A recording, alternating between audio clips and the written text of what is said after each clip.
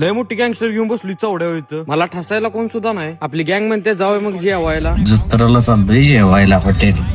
गाडी काढली कल्याणवरनं निवडी फाट्याला. हॉटेल जत्रा आपलं जाय बरं का. लवकरच पोहोचलेलं दुपारी 4 वाजता. त्यामुळे लवकर जेवण देणार नाही ती बी आपल्याला माहित होतं. कारण संध्याकाळी जेवाई माझ्या वेगळी असत्या. आणि संध्याकाळी 7 वाजेपर्यंत सोन्याभाऊचं आणि ऋषाभाऊचं येडी चाली चालू. तिकडे अरबाजबाईनं सूप मारा घेतलेलं. आणि जशी इंडियाची मॅच चालू झाली तसं बसलो आम्ही जेवायला. जेवणामध्ये काय वाढीव प्रकारचं चिकन मटन होतं माहिती आहे. तेवढ्यात हनुमाभाऊ तंदुरीवर असं मस्तपैकी तुपाची वर्ण धार देत होतं माहिती आहे का. आई शपथ. आणि ती भट्टीत टाकलेलं तंदुरी लॉलीपॉप मजाक से हटके. टेबलवर यूज तर का त्यातला एक पीस सोन्यानं उचलून खाल्लेलं बी कळलं नाही बरं. आणि तिथं तुम्हाला ड्रिंक करायला पण भेटेल. पण मी घेतलेली रेडबुल. पण काय विषय नाही. स्टार्टर आम्ही पहिला भयानक ताव मारलेला. आणि अरबाजला म्हणलं तू कुठे बी जेवायचा ह्याच्यासारखी भयानक चव तुला कुठेच भेटणार नाही. आणि त्यात आपला ऋषी भाऊ वाटीवर वाटी सूपची वाटी नुसतं सूपच वाटी हाणत होता.